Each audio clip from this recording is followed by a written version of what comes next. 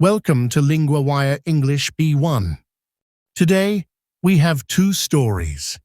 A space rescue mission is being called off, and a new study about women and high-paying AI jobs. To help you follow today's episode, full transcripts and vocabulary lookups are available at LinguaWire.com.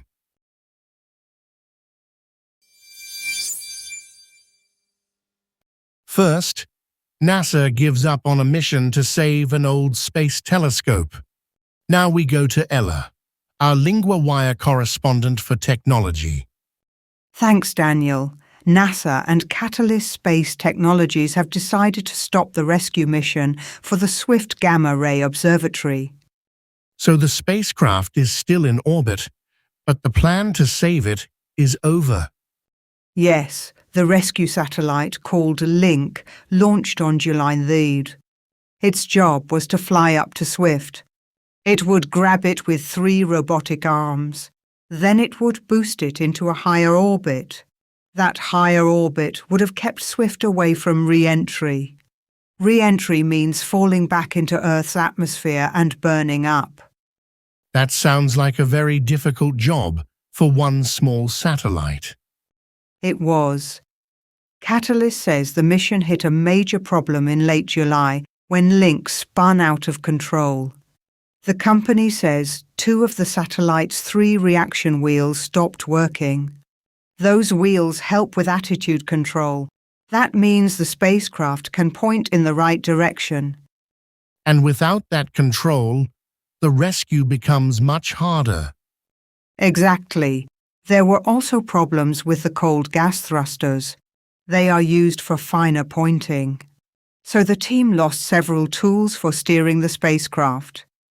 What a tight race. Was there enough time to fix it? That was the big problem. NASA had given Catalyst a very fast schedule. The company built and launched Link in 9 months. That is unusually quick for a first-of-its-kind satellite. That speed helped make the mission possible. But it also brought trade-offs. Engineers had to accept more technical risk than they normally would. So this is not just a space story. It is also a story about pressure and speed. Yes, and that is the real lesson here. In new space projects, companies often have to move fast. But fast does not always leave enough room for problems. NASA says this mission was worth trying, even though it did not end the way people hoped. And what happens to the spacecraft now?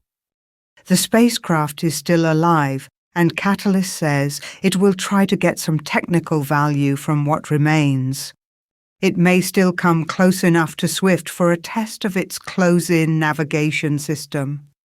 So even in failure, they may still learn something useful. That is right. The full rescue is off, but the mission may still give engineers useful data before Link runs out of ability.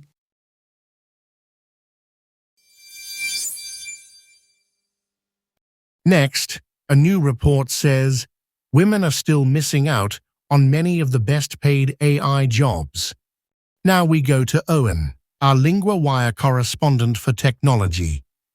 Thanks, Daniel. LinkedIn's latest data shows the AI jobs boom is not helping men and women equally. What do the numbers show? In the U.S., women made up just 26% of hires into jobs that require AI skills. But in non-AI jobs, women made up 50% of hires. So the gap is much wider in AI than in the wider job market. That is a big difference. And these jobs pay more too, right? Yes. LinkedIn says the typical AI job listing offers about $177,000 a year. A non-AI role is closer to $80,000. So this is not only about access, it is also about who gets the pay premium. That makes the pattern even more serious. It does, because AI jobs are growing fast. LinkedIn says postings for AI jobs have doubled since 2023. This is as companies invest billions into the technology. So the field is expanding, but the benefits are not shared evenly. Exactly. And the report says the problem becomes even clearer at the top. Across 27 countries, women hold only 13% of leadership roles at AI firms.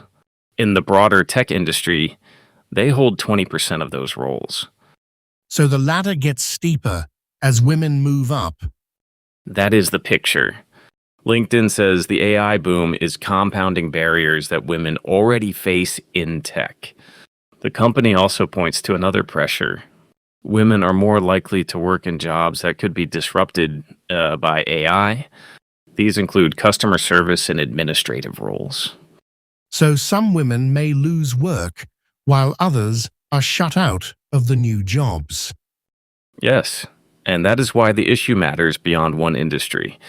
It affects who gains from new technology and who is left behind. Did the report suggest any possible fix? It did. LinkedIn says skills-based hiring could help. That means employers focus more on what people can do. They do not look only at degrees or past job titles. The idea is that more women could enter AI jobs if companies looked more closely at real skills. People can learn AI skills through online courses or tools. So the report is not saying the problem is fixed. It is saying there is a clearer path forward. Yes, but only if employers actually change how they hire.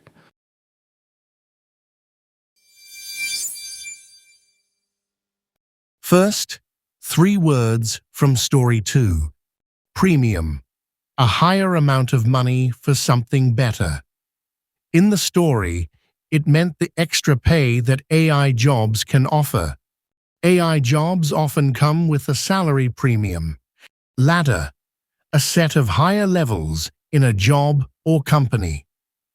In the story, it was used for the path to higher jobs and leadership. She moved up the ladder very quickly at work. Roles, jobs, or positions in a company or group. In the story, it described the kinds of work women hold in tech. She now has a bigger role in the team. Now the grammar point is going to. We use is going to when we talk about a plan or something expected soon. The spacecraft is going to test its close-in navigation system.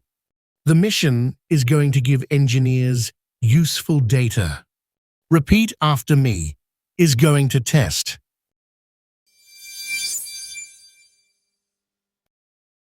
New this month. The LinguaWire Field Guide. For every news theme, it gives you the 50 keywords to know, the most important verbs and conjugations that cover 90% of the full month's news podcast episodes, and lesson sheets on the fundamentals, how sentences are built, how the articles work, with flashcard practice to test yourself on all of it. Find it at linguawire.com guide.